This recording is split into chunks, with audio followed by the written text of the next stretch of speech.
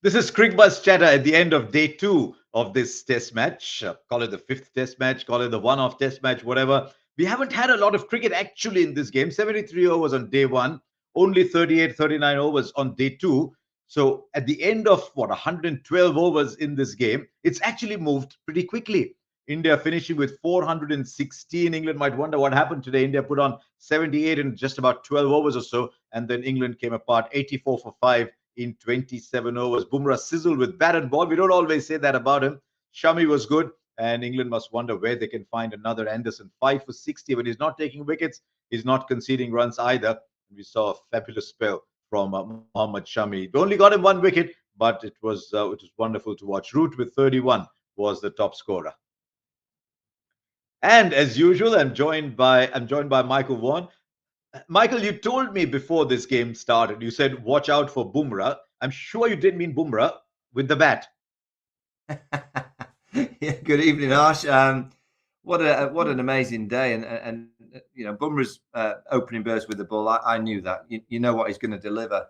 With the bat in hand, I saw a bit of him at Lords last year, where he got that tremendous partnership with Mohammad Shami that got India to that target, and they won the Test match on the back of that partnership. But I have to say, in the morning, England got it completely wrong. I'm a massive fan of Ben Stokes and Baz McCullum. I like inventive, creative, out of the box thinking. But I believe that comes when the pitch is flat, when the conditions aren't quite in your favour. You kind of collectively get together to create a theatre vibe in terms of doing something that the opposition wouldn't quite expect. This morning at Edgbaston, the clouds were around. You've just got to hit the top of off stump. You've got Broad and Anderson, two of the greats of the game, and you're bowling to Jasprit Bumrah, who can bat just a little bit, and they decided to go short with all the field everywhere. They had him spread out. It was very similar to what happened at Lords last year. I can't believe they've not learned from what happened at Lords.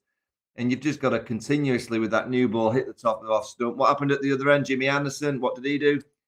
He pitched the ball up. So England got it wrong, but brilliant from Jasprit Bumrah. And Stuart Broad against India, he just seems to always like to grab a few headlines. And you go back to Yuvraj hitting him for 36. Now Jasprit, the over goes for 35, of which 29 came off his bat. I thought if you think over the last few weeks of Test match cricket, you know, what England have done in terms of playing the way that they've played, and now what we've seen today in Jasprit, Stuart Broad, who just got 550 Test wickets for 35 and an over.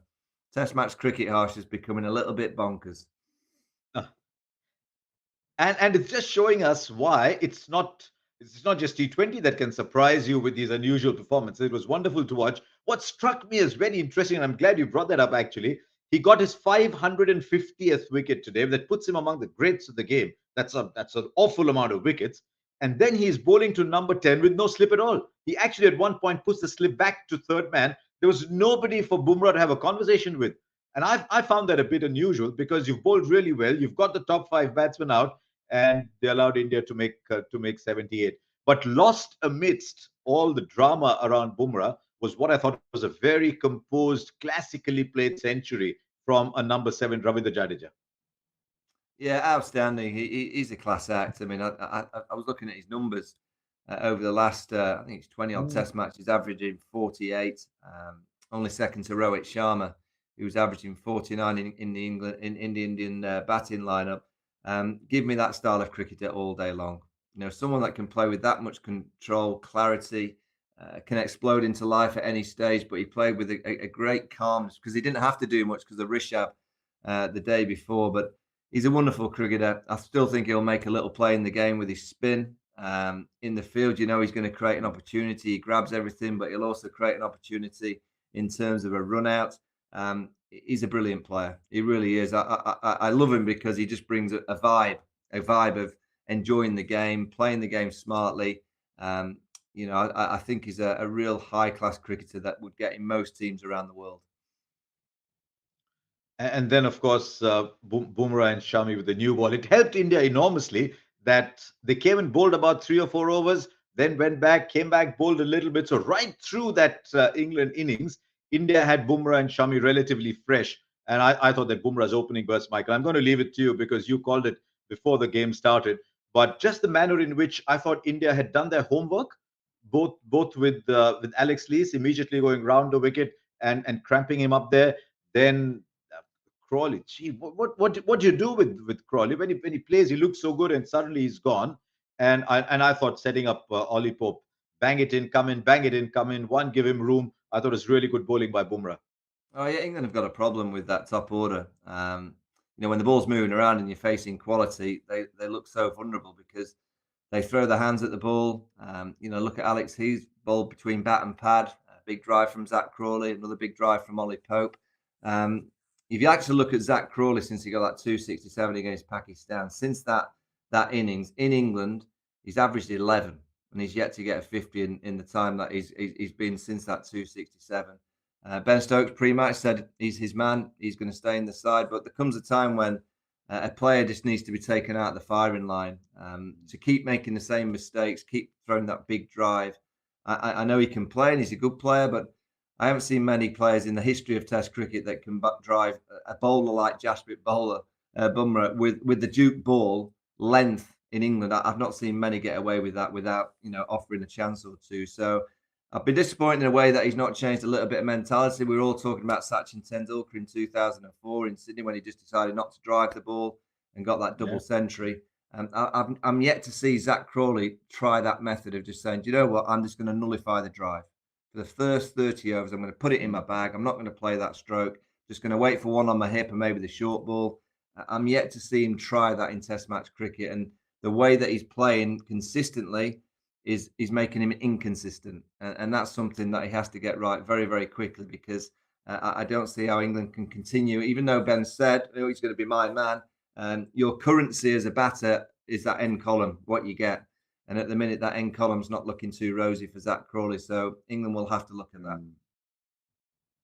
Which leads me, Michael, for two reasons to have you in the hot seat, in the hot spot.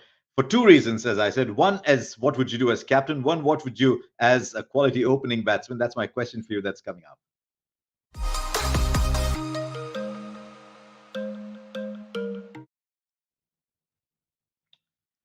Okay, Michael Vaughan's on the hot spot. You've got Jasprit Bumrah bowling the way he is. You've got Mohammad Shami, who eventually got a wicket but bowled a fabulous testing spell. I want you to say you're an opening batsman. You've got Shami and Bumrah in front of you, and thereafter you're a captain sitting in the change room. What are you telling your people? How are you tackling this menace of watching Bumrah and Shami come together? Well, I'm working out that the 3 Test matches that England played against New Zealand, the ball did a bit for 20, 25 overs. And then from around 30 overs to the 80th over the second new ball, you saw it in the Indian first innings, the ball doesn't do a great deal. So I'm saying to my openers, be smart. Be very, very smart. They're world-class performers. They have been for many, many years, but particularly over the last couple of years in Test cricket, they've just been fantastic. Don't risk too much. Don't risk too much too early because if you do, you'll be on your way back, sat next to me, Ben Stokes at number 6. You'll be sat next to me too soon. England played too many risky shots against high-class bowling, pacey, just a little bit quicker than we saw from the England attack, probably 4 or 5 miles an hour quicker, and they just got more action out of the surface. It might have been the conditions. It might have been a little bit muggier. Clouds, it was on and off, so it was quite the perfect time to be bowling. But in terms of an opening batter in Test match cricket, I think you've got to play the ball close to your eye line, close to your body. You can't throw your hands at the ball, particularly if someone like Jasprit Bumrah and that awkward angle that he creates. You've got to play the game in terms of what I call the traditional way. The traditional way when the ball's hooping around at the top of the order with a brand new Duke ball. I haven't seen many players get away with playing a huge amount of shots when the ball's moving like that. I have when it gets to around 25 and it's swinging, you can get away with it a bit more because it doesn't quite do it as quickly. But at the top of the order, England have and it's been the same for many, many years, Harsha. I've gone through that many opening batters talking to my mates today over the last 5-6 years. And again, this opening partnership just looks so vulnerable. So England have an issue, but they're up against 2 incredible bowlers. They're up there with the best. There's something very interesting as well. When they came together with the new ball, there's Bumrah bowling one and Shami at the other. Bumrah's bowling really full, getting the ball to move around, picked up wickets. Shami was pretty much back of a length. And then, of course, came that rain stoppage. Once they come back, it was fascinating to see Shami's length change completely. And then he did everything but take a wicket. I mean, I remember saying at the time, he'll probably bowl half as good as this and take 5 wickets one day. He got a wicket that of the night watchman. And I don't know what your views on sending a night watchman out with that much time. But I just thought I was fascinated by the way India adjusted their lengths, especially for Shami. It told me there's a lot of thought going into that bowling. Yeah, just on the night watchman, Harsha. It's the first time I've Yeah. seen this new era of Test match cricket, the Bazball era. When I suddenly watched, I went, "Whoa, where's that come from?" 25 minutes to go before the close, and Jack Leach walked out. I was expecting Ben Stokes, and I was actually expecting Ben Stokes to go out there and play some shots because he sent the messages. That's the way we're going to play. That was the first time, and I'm going to watch this team very closely because I'm more than happy for them to commit to playing the aggressive game if they do it all the time because they've got to do it over a long period of time. They can't suddenly go, "Oh, wait a minute, we need to be safe." And I thought tonight they tried to be safe. Jack Leach was on his way back, and Ben had to go out there and face a couple of overs. I thought they were pretty safe in the morning with their field settings as well. So if you're going to be an Mm. ultra aggressive team, and that's what you're buying into, and that's the message that you're sending to all the county players, that's the style of cricket that we want to play. You've got to commit to it all the time. Mm. It's actually a pretty thin line between saying I'm aggressive. That's what my intent is, and actually seeming to be a touch reckless. I think aggression is in the mind, isn't it? Sometimes you can defend aggressively as well and say, right, this is how I'm going to play because my intent is Bumrah Shami. Once you're tired, I'm going to take my chance against Shardul Thakur. I'm going to take my chance against Mohammad Siraj. So that is what I expected. But I mean, just 27 overs, Michael. You talked about 30 overs. India bowled 27 and England are 84 for 5. I know there's a night watchman in there. I know Billings can bat, but India stood an awful distance away. Yeah, India well on top because they've played incredible cricket, and I have to give them a huge amount of praise. I didn't think they'd play to this standard because they've not been playing too much longer format cricket. They've been in the IPL, they've had a breather, they played a bit of a game in Leicester. This England side are on the back of 3 tremendous performances against New Zealand. I thought it was going to be a week similar to the Test Match Championship final last year, where India came up against New Zealand, who played 2 Test matches, and they were just found a little bit short of practice. Full credit to India. They're a high class team that just know how to obviously get their minds right for Test match cricket without the match practice. They're miles ahead of the game. They really are. This England side will come out flying, but I just think with this Indian bowling lineup, with all 4 seamers and then a little bit the left arm tweak to come, New Zealand generally in all the 3 games only had 3 bowlers. In every chase, England chased down 280, 290, 299, but really it was only ever 3 bowlers coming at them. India have got 5 real high quality bowlers, so it's that much more difficult. Hmm.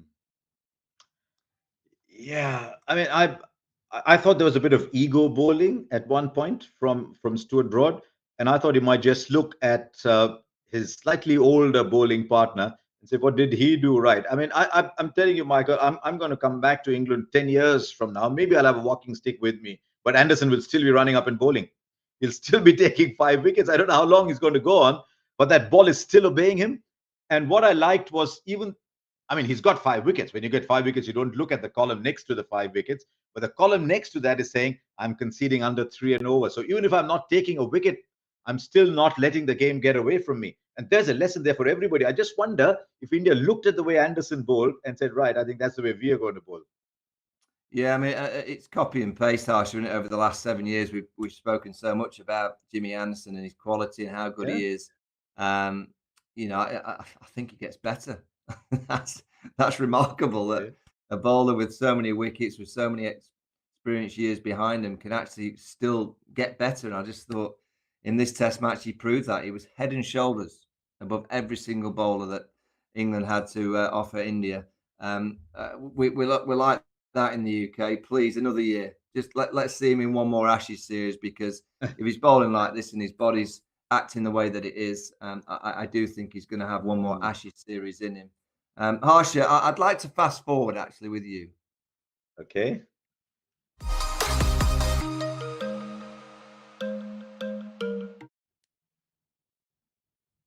And Harsha, I know you're a genuine cricket fan and you'd want England to do well as India. Have you got any advice for the England team?